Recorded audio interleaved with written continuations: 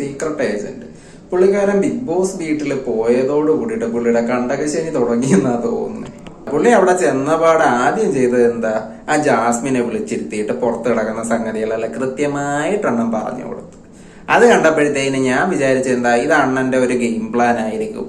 ഇപ്പൊ ആര് Jasmine Gabri combo പൊളിക്കാൻ വേണ്ടിയിട്ടായിരിക്കും എന്ന് വെച്ചിട്ട് നമ്മൾ അതെടുത്തിട്ട് അലക്കിയില്ല. നമ്മൾ അങ്ങനെ പാടെ അത് ഇഗ്നോർ ചെയ്തു. ഏറ്റവും വലിയ സംഭവം ഉണ്ടായതാണ് മോയെ. അത് ആർക്കത് നിങ്ങൾക്ക് മനസ്സിലായെന്ന് വിചാരിക്കണോ? ആർക്കുമല്ല, എന്റെ ഭർത്താവ് സായിക്ക് തന്നെയാണ് ഈ മോയ സംഭവം ഉണ്ടായത്. സായിക്ക് അങ്ങനെ ഒരു ലാസ്റ്റ് വാണിംഗ് കിട്ടിയിരിക്കുന്നു ഗൈസ്. ഇതിപ്പോ നമ്മള് മാത്രമല്ല, സ്വന്തം ഭാര്യ തന്നെ പറഞ്ഞ പണ്ണന് സമാനായല്ലേ.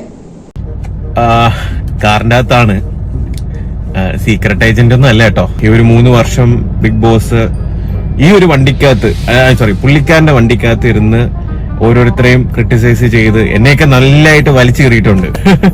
നന്നായിട്ട് അരിയൊക്കെ ഉണ്ടാക്കിയിട്ടുണ്ട്. അപ്പം ഞാനും അരിയണ്ണനെ വെച്ച് കുറച്ച് അരി ഉണ്ടാക്കിക്കോട്ടെ.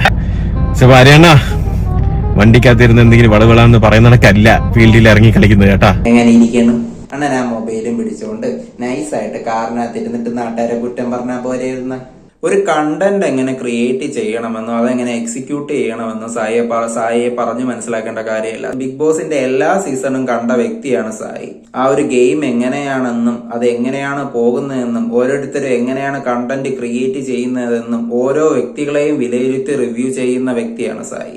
അങ്ങനെയുള്ള സായി ഈ പറഞ്ഞ ബിഗ് ബോസ് വീട്ടിലേക്ക് കയറിപ്പോയിട്ട് ഇങ്ങനെ പൊട്ടത്തരം കാണിക്കുമെന്ന് എനിക്ക് തോന്നുന്നില്ല. എന്താണ് സായിയുടെ ഗെയിം എന്നുള്ളത് വരും ദിവസങ്ങളെ നമുക്ക് മനസ്സിലാവുള്ളൂ. ഇതുപോലെ തന്നെ ഒരു സൈലന്റ് ആയിട്ട് പോവുകയാണെന്നുണ്ടെങ്കിൽ മോയെ